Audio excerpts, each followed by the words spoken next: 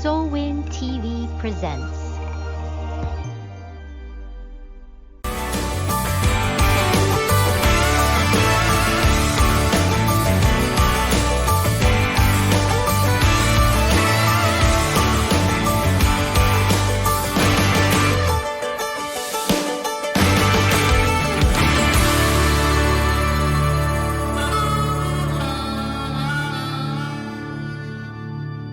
Hello, everybody. Welcome back to another episode of Sweet Tea and Sass. We have embarked on a new or a continuing process of giving you our backstory and some things that we have done and how we have worked together to ensure or to make each other's dreams succeed. Would you say succeed? Yeah, succeed or make each other's dreams come true. And today that we want to talk about supporting each other's dreams, even if maybe the other person's dream isn't your dream, you want them to achieve what they want so that everybody in the situation is happy and feels satisfied. Right. And the dream that we're talking about is me joining the military and her fulfilling her dream of entrepreneurship and being a stay-at-home mom, and with that being able to stay at home and work from home to take care of our youngest and our soon to be second one coming. So with that being said, I want to read today's Bible verse that goes along with what we're talking about, and it comes from Proverbs 31, everybody's favorite woman, and it comes from Proverbs 31:17. She clothes herself with strength and strengthens her arms. She perceives that her merchandise is good. Her candle does not go out by the night. This Bible verse really speaks to how Elizabeth or Sass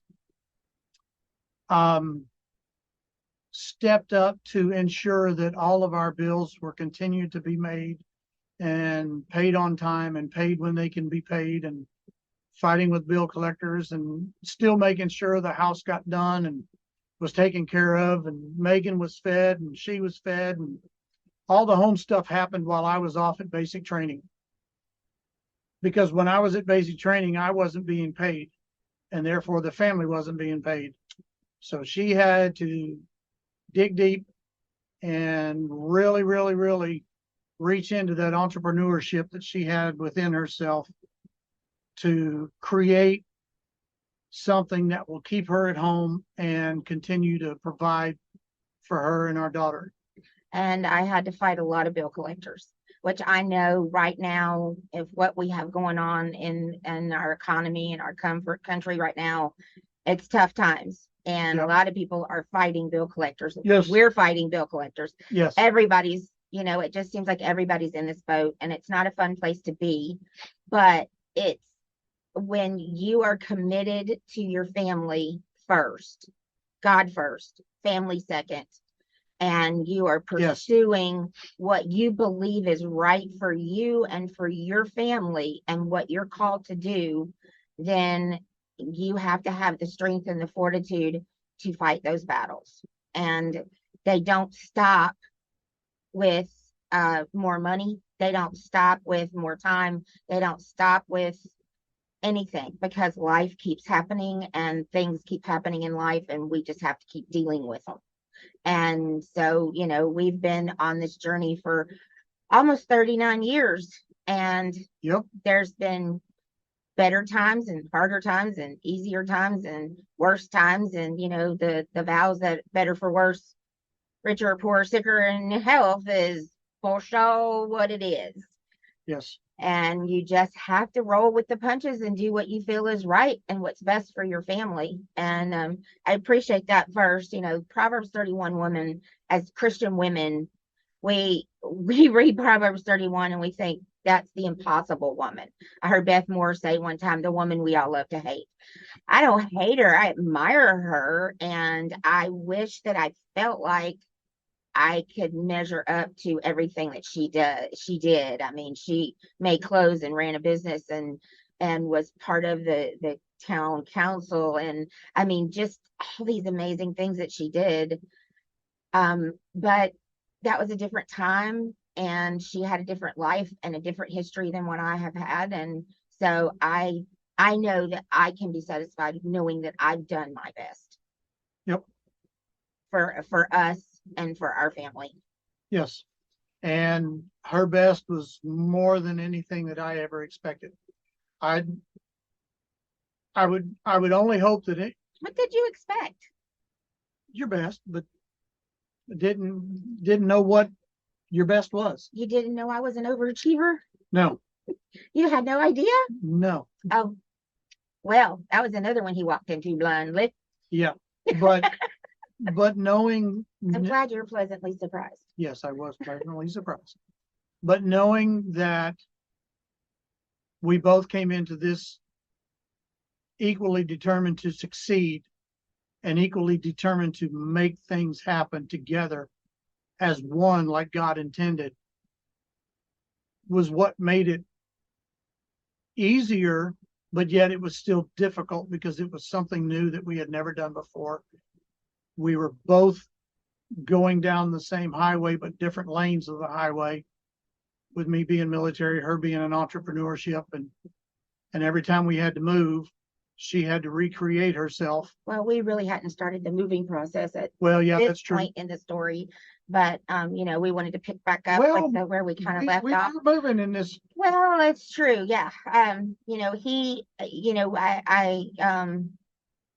think we left off with our last episode where we talked about story, because we did a few episodes on loyalty and friendship and some different things, but he was in basic training and was wondering, what the heck am I doing here? Exactly. And I was at home with a 16-month-old and had found out right after he enlisted, a few months before he left, I'd found out that we were having baby number 2, which was a surprise.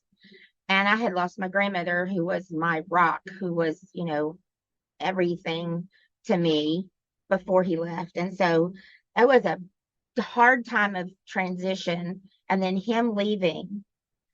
And when he went through basic training, as soon as I found out I could go down there and see him graduate and be there and see him, Megan and I loaded up the truck and we headed to Texas. He was in Texas, we were in Louisiana. After that 5 initial weeks of basic training, that last week we stayed down in Texas and saw him every time we could on base.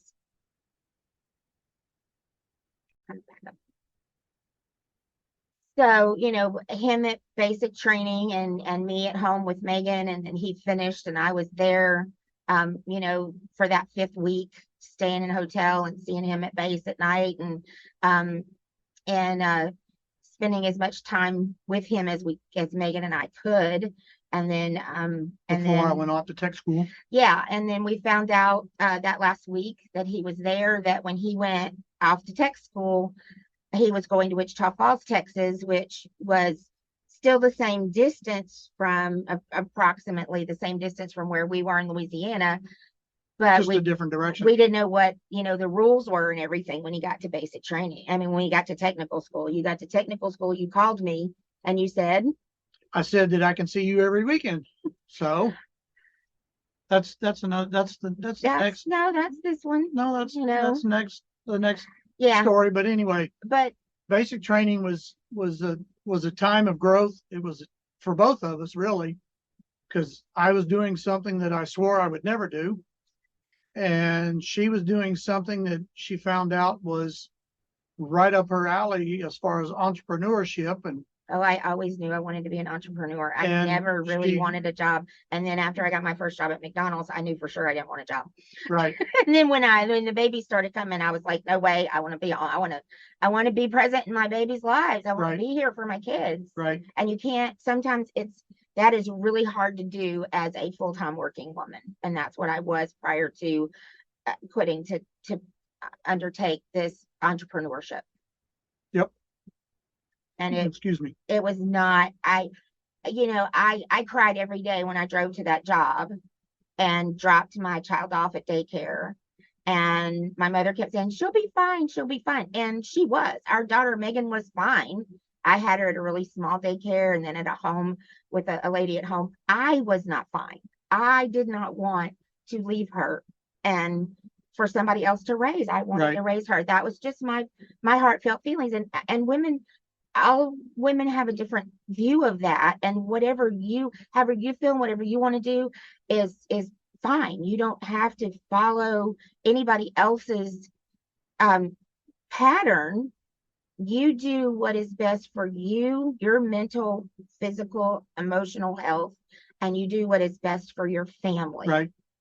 And it has to be an open discussion between each of you in order to determine what direction you're going as a couple is within God's will and will meet the needs of everything that you plan on doing as a couple. Right. And it's so important to support each other's dreams, to know that it's going to be scary sometimes and it's not going to be what you wanted or you planned. I know for him, he would have been perfectly happy for me to be a full-time stay-at-home mom like his mom was. Yes. And not work outside the home. I need that outside stimulus for my brain, for things for me to do, to feel like I'm contributing to the world in a bigger way than just being a wife and a mother. That was me. Right. But everybody is different and you do whatever you feel like you're called to do. Right. And I've always tried to find a way to balance being a wife, being a mother, and having either a job where I worked for somebody else, full-time or part-time, or having a business. And most of the time I had a business and sometimes I had a business and a job. But whatever the need arose, we just worked together to support each other's dreams and to provide for our family and do what we had to do. Right. And that's the biggest key there, is willing to do what needs to be done to make it happen. Right. Because when you start out down the road of what you're doing, as time progresses and you gain knowledge and you gain experience and wisdom, don't be afraid to start over. Don't be afraid, because even though I was in basic training in tech school, as my military career progressed, things came along within my military career that allowed me to move up other than just rank and assume other positions. And we'll get more into that as we go through our podcast here. But I think for me, one of the scariest things was letting him explore what he wanted to do. He didn't know what he wanted to do. He didn't know that he wanted to go back to school. He didn't know that he wanted to be in the military or that he would become an officer and that he would love it. He didn't know any of those things. And it was kind of scary for me because we always had to step out on faith. Yes. And that is terrifying. And we were talking about before we came on to record this podcast that, we stepped out on faith when he enlisted in the military, when he went in, because we knew that we didn't know what the pay was going to be or what, compared to what he was making. We were praying and hoping that it was going to be better. And we knew when he got home and he was doing his reserve weekend, that would be extra pay that we could count on. And we also made the decision at that time, with him being gone, that it was best for me to leave the full-time job I was working at and completely miserable in, to stay at home with our daughter because he was going to be gone. And our oldest daughter was extremely attached to him. She was a daddy's girl from the womb. Yep. He would walk in and she would have been still for hours in the womb. And he would walk in and say, "How are my girls?" And we didn't even know she was a girl, but he would say, "How are my girls?" Because he was convinced she was a girl. And she would start kicking at the sound of her daddy's voice. And the night she was born, when they brought her into the room 4 hours after she was born, and he goes, "There's my girl." She turned her little 4-hour-old neck and looked straight at him And smiled. and smiled. And, they can say it's gas or whatever, but I don't believe so. I mean, it was a smile. And she was always daddy's girl. She went to daddy. She would have much rather been with daddy than with me. And that's just who she was. And to big extent, somewhat still who she is today. Yep. At 36. Yep. That's new. She's still 36. Oh, that just happened. Oh my goodness, that just happened a month ago. Okay. So, but we made the decision for me to quit my full-time job without a guaranteed income. And I took leave of absence from my full-time job to go into basic Unpaid leave of absence. So it was a major step of faith. So it was a big time step of faith for both of us. Like he said, no pay for that entire 6 weeks. I think you got maybe $100 or something, and you bought some things you needed, and you sent me like $50. Right. And that was it for 6 weeks. That was the only pay we had coming in, besides my little startup that I was doing, which was an MLM, multi-level marketing company, that I was doing sales for. And I just worked my behind off to sell and get groceries and keep the electricity turned on and the gas and the water. And, beyond that, I just fought with the bill collectors because we didn't, his parents weren't in a position to help us. He had a sister in college. He had 2 sisters in high school. My parents, even if they had been in a position they weren't, they wouldn't have helped. So, we just had to do what we had to do. So I think that's through this. Yeah. Through this, I want to encourage you guys to support each other's dreams. Be willing to take risk for each other's dreams. Be willing to let the other person take risk. I mean, if you're going to be living on the street or in a car and you're not going to have food to eat, maybe you need to think about that a little bit harder. But do whatever you can to support each other's dreams. Right. And marriage, people say marriage is 50-50 take. It's not. There are days when one person gives 80% and one person gives 20%. And the next day it may be vice versa. And there may be days when both of you are like, I can't give you more than 20% today. Right. I need a break. And that's something that's good to communicate with each other. Right. I want to encourage you to tell each other, we have learned over the years to tell each other, I'm having an off day today. Right. I'm, out of squares. What Arnold says, I'm out of square. Sass tells me I'm out of square, then I know he's having a bad day, and I probably just want to lay low. And I can think of a recent instance when we were stranded in Florida. We went there for one reason, and those reasons fell apart, and we had to regroup, and then we didn't know why we were there, and we couldn't come home, and we were just kind of stuck. And we were, what are we doing here? And then Father's Day came along. Right. And Father's Day, hard for him because he just lost his dad a year and a half ago. Father's Day's always been hard for me because I never knew my biological father. And when I didn't get I didn't have a great stepdad relationship as a father. And so Father's Day's always been hard for me. I just kind of avoid Mother and Father's Day. And so, we both kind of knew on Father's Day it was going to be a rough day for both of us. Yeah, and then my dad's birthday is the following weekend after Father's Day. Right. So June was a rough month for me, and it's been 2 years now since I've lost my dad. And this year was harder than last year. Yeah. Which was maybe because we were stranded in Florida. Maybe, I don't know, but it was marooned in Tampa.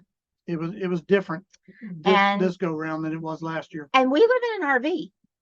So there's not like a lot of space where, I could go in my office and do things, or he could go, on the back porch or whatever. And it was hot. It's been a hot year, but it was hot and humid in Tampa. Yeah. So we just kind of both sat in our chairs and put something on TV like Food Network or something, we both, or home HGTV or something, we both like to watch, and kind of lost ourselves in our phone and playing games and doing stuff like that. Just because we knew if we didn't let the issues disappear on their own, it would be a very brutal day. and if we tried to get into a discussion or Right. do something together, it was likely going to end up with us Being fighting with each other, and we just didn't want to do that. That's stuff that you have to learn as you go along. Right. And that's why you've got to tell the other person. And he did. He said, Father's Day, and then next weekend's my dad's birthday. And I'm like, I know, I realized that. And he already knew that Father's Day was not a good day for me, because Right. it never has been. So we just kind of, tell each other up front. That's where I think so many couples fall short, is they don't communicate those things. And it would be so much better to know, hey, I know I've got a couple of bad days coming up. He knows when Christmas is coming. At Thanksgiving and from about 2 weeks before Thanksgiving all the way through the new year, it's going to be a hard time for me, because my grandmother always loved Thanksgiving. We always went to her house for Thanksgiving. That was what she called her holiday.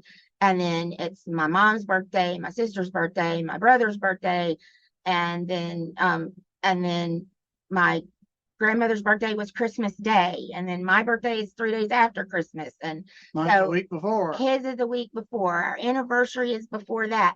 Everything just kind of hits right in that 6 weeks, and it piles on me emotionally, and it's really hard, especially being a highly sensitive person, an empath, as some people call us. It makes those things, we feel them much more than other people. So it makes it a hard, difficult time for me. So he kind of knows, but I also try to tell him, it's my bad time of the year. Just speak those things and support each other in whatever you're going through, whether it's your dreams, whether it's difficulties. Yeah. Whatever. Dreams, nightmares, difficulties, whatever it may be. Be willing to talk to each other about it, and be willing to discuss it. Be Because upfront. if you don't let that stuff out and you don't talk about that stuff, it'll eat you alive. Yes. And if you don't let your dreams out, your dreams will just die within you. And who knows?